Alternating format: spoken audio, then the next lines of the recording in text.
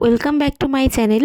আজকে আমি তোমাদের কাছে নিয়ে চলে এসেছি আমাদের দার্জিলিং ভ্রমণের সব থেকে স্পেশাল একটা জায়গা, যেই জায়গাটাতে গেলে বাচ্চা থেকে বড় কারোরই আসতে ইচ্ছে করে না। তো এই জায়গাটাতে আমি আগেই বলেছিলাম যে এই জায়গার একটা নতুন করে ভিডিও একটা ফুল ভিডিও আমি করে রাখবো, যেহেতু এই জায়গাটার এত অ্যানিমেলস ছিল এখানে জুতে। তো এই জায়গাটা দেখানোর জন্যে ভালো করে শুধুমাত্র এই জায়গাটা থাকলেই আমার মনে হচ্ছিল যে ভিডিওটা ভালো লাগবে। তো এই জন্যে আমি সব ভিডিও একটা অন্যরকম করে কিন্তু আমি জুর ভিডিওটা আলাদা করেই রেখেছি, কারণ এখানে এই ভিডিওটা যদি কোনো বাচ্চারা দেখে তাহলে তাদের খুব ভালো লাগবে। এই জন্য আমি আর কোনো ভিডিওর সঙ্গে এটাকে অ্যাডজাস্ট করিনি, শুধু জুটাকে আলাদাই একটা ভিডিও করে রেখেছি। তো আমার ছেলের সব থেকে বড় একটা স্বপ্ন পূরণ হয়েছে ও এই জুতে গিয়ে, কারণ ও ওর ছোটো মায়ের কাছ থেকে শুনেছিল যে এখানে দার্জিলিংয়ে একটা জু আছে, মানে এখানে অনেক অ্যানিমেলস দেখা যায়, প্যান্ডা দেখা যায়, তারপর টাইগার দেখা যায়। সেটা শুনে শুনে আমার মাথা শেষ করে দিয়েছে। আমি দার্জিলিংয়ে যাব আর ওখানে গিয়ে আমি জুতে যাব, জুতে গিয়ে সব অ্যানিমেল দেখব। আর আমার ছেলের অ্যানিমেল খুব প্রিয়, ও কিন্তু সত্যি বলতে গেলে অ্যানিমেল লাভার। আমি রাস্তার কুকুর দেখে, বিড়াল দেখে, এগুলো দেখে ভয় পাই, কিন্তু আমার ছেলে একটুও ভয় পায় না। ও ওগুলোর সামনে গিয়ে ধরে, আদর করে, ধরতে যায়। আর টিভি সিরিয়াল বলছি কেন, টিভিতে কার্টুন লাগিয়ে দিলেও ও কার্টুনের থেকে বেশি দেখে অ্যানিমেলের চ্যানেলগুলো। আর অ্যানিমেলসের যে সমস্ত কার্টুনগুলো হয়, মোগলি, এগুলো ও দেখতে বেশি ভালোবাসে। তো এই জন্যেই হয়তো ওর এই জায়গাতে যাওয়ার এত ইচ্ছে ছিল। আর দেখো গিয়ে আমরা সবার প্রথমে কি দেখে ফেলেছি, এই যে দেখো, প্রথমে দুটো গুদগুদা কালো পান্ডা, একদম গুদগুদে ছিল, মনে হচ্ছিল ধরে চটকাই, এদেরকে নিয়ে আমি চলে আসি। তো খুব সুন্দর লেগেছে। যাওয়ার সঙ্গে সঙ্গে আমরা দৌড়ে উঠেছি ওখানটাতে, দেখছি যে দুটো কালো পান্ডা দৌড়াচ্ছে। তো এটাকে পান্ডাই বলে না ভাল্লুক বলে ঠিক আমি জানি না, আমার মনে হচ্ছিল, ওখানে অনেকেই বলছিল যে এটাকে প্যান্ডা বলে, কালো প্যান্ডা, ব্ল্যাক প্যান্ডা।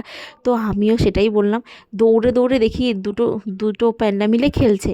আমরাও গিয়ে দেখছি, দাঁড়িয়েছি, মাত্রই দেখি কোথার থেকে যেন নেমে এসে খেলছে। আর যা সুন্দর লাগছিল দেখতে, দেখে মনটাই শান্তি হয়ে গেল। আর আমার ছেলের তো, ওরা চলে গেলেই মন খারাপ করছে। এখানে এত কিছু দেখেছে, হরিণ দেখেছে, তারপর ইয়াক দেখেছে মানে চমড়ি গাই দেখেছে, তারপর টাইগার দেখেছে, 2-3 ধরনের টাইগার, একটা দেখেছে লেপার্ড, তারপর একটা রয়্যাল বেঙ্গল টাইগার দেখেছে, তারপর একটা হোয়াইট টাইগার দেখেছে।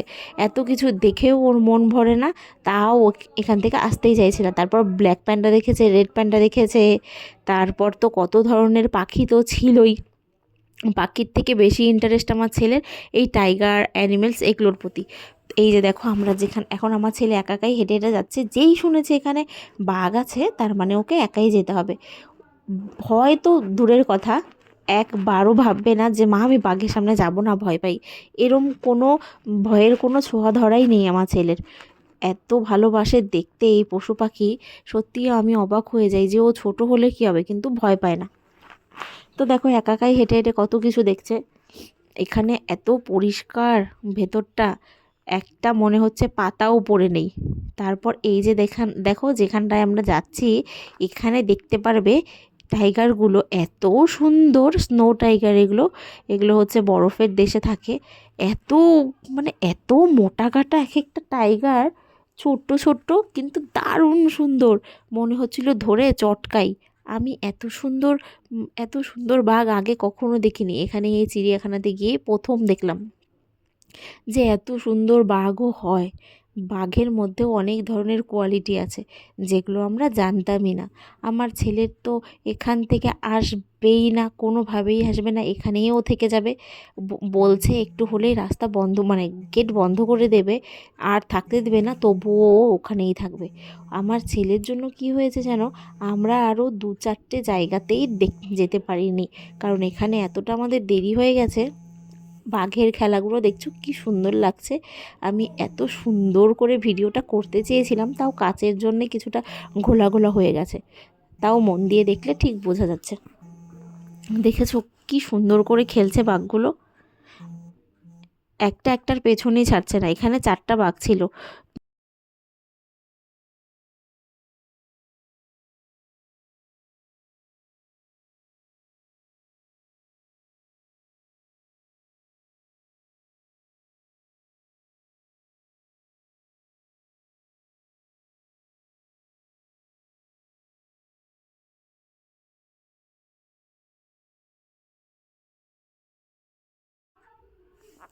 তারপর আমরা ওখান থেকে বাঘ দেখে চলে আসলাম পাখির এখানটাতে। এখানে অনেকগুলো পাখি ছিল, তাই দেখাবো বলে ছেলেকে পাখি এখানে চলে আসলাম। এই জায়গাটাও খুব সুন্দর ছিল, বিভিন্ন ধরনের পাখি ছিল, যেগুলো সবগুলোর নাম আমি জানিও না। কাছ থেকে ভালো একটা বোঝা যাচ্ছে না, কাচের একটা ঘোলা ঘোলা ভাব থেকেই যাচ্ছে। এই যে দেখো কি সুন্দর পাখিগুলো।